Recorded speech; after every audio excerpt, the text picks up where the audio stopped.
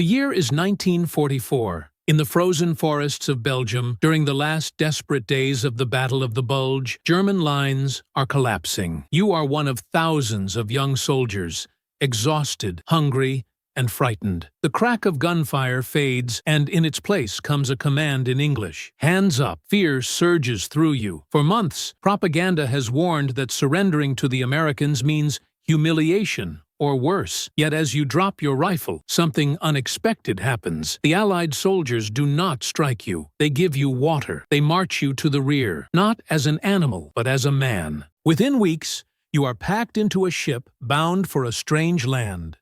Across the Atlantic you sail, bewildered, until you arrive in the United States. Camps like Camp Aliceville in Alabama or Fort Robinson in Nebraska are waiting. Vast compounds of wooden barracks and barbed wire. For Heinrich Stahlschmidt, a German naval officer captured in France, that journey would change his life. For you, too, it feels like the beginning of something you do not yet understand. The war is not over, but for you, it is finished. And as the camp gates close behind you, one question whispers in your mind: is this the end of your story, or the start of a different one? The sight of the camp is sobering. Guard towers, fences, endless rows of barracks. You steel yourself for cruelty, but inside, life unfolds differently. The Americans, bound by the Geneva Convention, feed you well. White bread, meat, potatoes, meals more generous than those your family now receives back in Germany. Work becomes part of your routine. Some prisoners of war are sent to local farms. In Kansas and Texas, German prisoners help bring in the harvest. Farmers, short on labor, come to depend on them. At first wary, many locals are surprised. These enemies are polite, skilled, and often eager to help. A farmer's wife may pass you a cup of coffee after work. Children wave as you ride by in trucks. The line between enemy and guest begins to blur. Camps even allow classes and music. At Camp Aliceville, orchestras formed.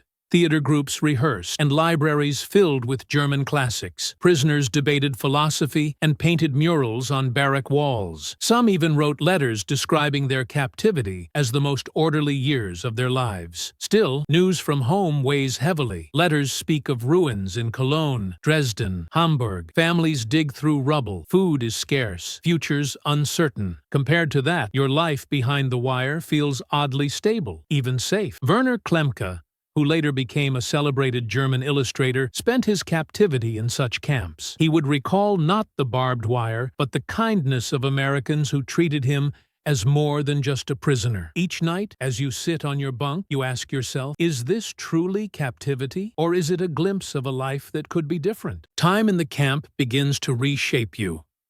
Days of routine soften into weeks, then months. You learn English words from guards, practice them with a laugh. You discover new skills: carpentry, mechanics, even painting. These are not the lessons of war, but the lessons of living. Beyond the wire, friendships take root. Farmers invite prisoners to share meals at harvest time. Some prisoners of war exchange letters with American pen pals. In rare cases, bonds grow deeper. Sparks of romance with local women who see not a uniform, but a man. Germany, in contrast, fades into letters filled with sorrow. Cities are ashes. Your family struggles to find shelter, bread, hope. You imagine returning to bombed-out streets where hunger gnaws at every corner. Then you look around. Here, in America, there is laughter at baseball games, music drifting from radios, a sense of possibility. The thought creeps in, perhaps home is not where you were born, but where you can live without fear. Heinrich Stahlschmidt felt the same. Once an officer of the Kriegsmarine, he would one day make America his permanent home. At night, as the sun sets over the camp, you let the idea grow. Maybe captivity has opened a door. Maybe, if fate allows, you will walk through it. But then another thought stirs uneasily. If you choose to stay, will you be betraying your homeland or saving yourself? The war ends in 1945. Bells ring, flags wave, nations celebrate. But inside the camps, a quieter drama unfolds. The Allies prepare to repatriate prisoners. Ships are waiting. Orders are clear. Return them home. For some, joy erupts. They long to see family again, even in ruins. For others, dread sets in. The Soviet-occupied zones mean possible imprisonment, suspicion, or worse. Even in the West, returning soldiers face ruined homes, lost jobs, and sometimes anger from neighbors who blame them for the war. When your name is called, your heart resists. You have tasted bread without rationing, walked in fields unscarred by bombs, spoken with people who saw you not as an enemy, but as a man. The idea of going back to rubble terrifies you.